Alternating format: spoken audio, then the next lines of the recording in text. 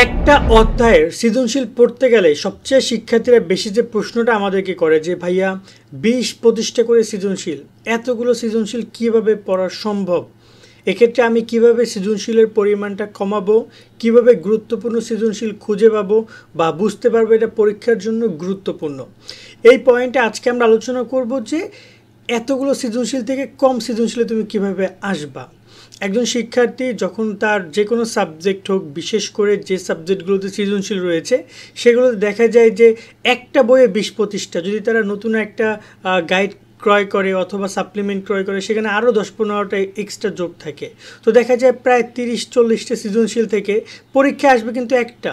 এখন একটার জন্য এতগুলো পড়া অথবা এতগুলো না পড়ার কারণ এতগুলো তো আসবেও না পরীক্ষায় বা এতগুলো গুরুত্বপূর্ণও না।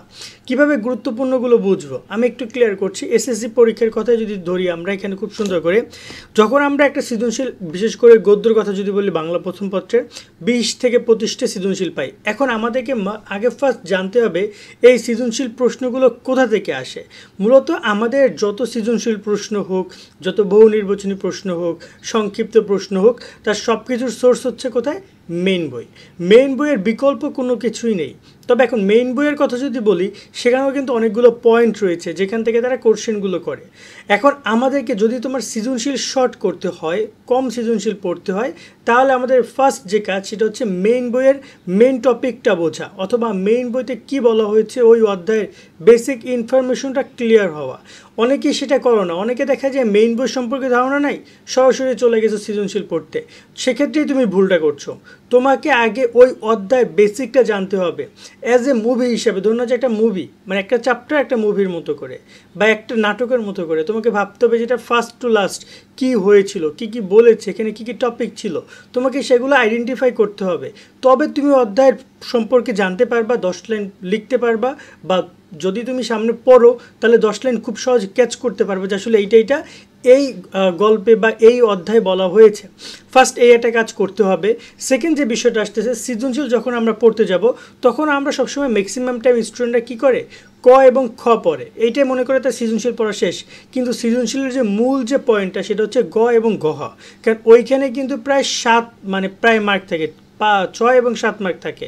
সো এই জায়গায় এই যে 7 মার্ক আমরা 3 মার্ক পড়ে, মানে ক এবং খ 3 মার্ক পরে আমরা মনে করি সৃজনশীল পড়া হয়ে গেছে, বাট আমরা মেইন পয়েন্টে স্কিপ করতেছি। এবং পরীক্ষায় কিন্তু আমাদেরকে এই ক এবং খর জন্য তেমন বাঁচতে হয় না, সমস্যায় পড়তে হয় না, সমস্যায় পড়তে হয় গ এবং গহর জন্য।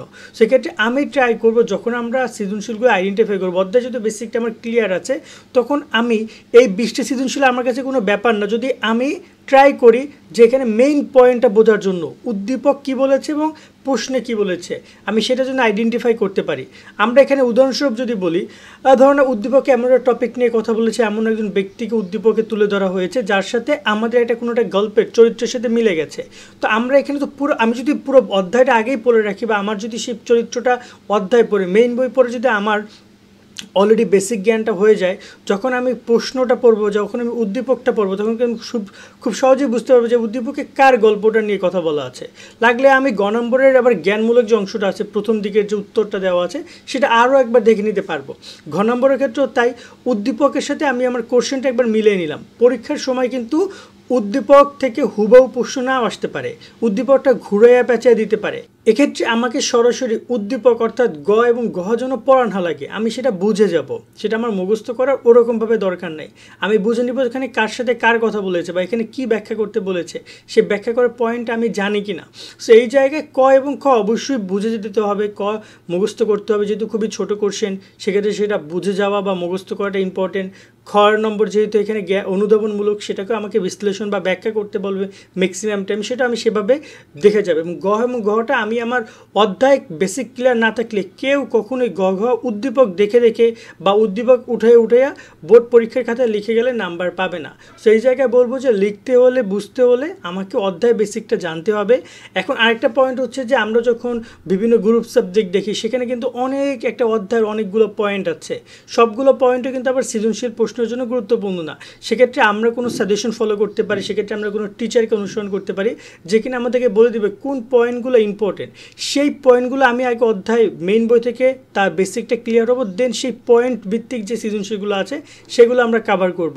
যেমন আমি যদি বলি এখানে বিজ্ঞানের কথা বলি, বিজ্ঞানের একটা অধ্যায় রয়েছে যেখান থেকে অনেকগুলো টপিক আছে, অথবা দেখা যায় যদি আমি কোনো একটা গ্রুপ সাবজেক্টের কথা বলি অনেকগুলো টপিক আছে, সে সবগুলো টপিক থেকে কোশ্চেন আসবে না, কোশ্চেন আসবে সর্বোচ্চ 2টা টপিক থেকে মিক্সড করে, অথবা সিঙ্গেল একটা কোশ্চেন আসবে যে কোনো একটা টপিক থেকে। সো আমার এখানে মোটামুটি 20টা যদি টপিক থাকে আমি 10টা টপিক টিচারের কাছ থেকে দাগায় নিয়ে আসবো যেগুলো গুরুত্বপূর্ণ, পরীক্ষায় প্রতি বছর আসে অথবা আসতে পারে।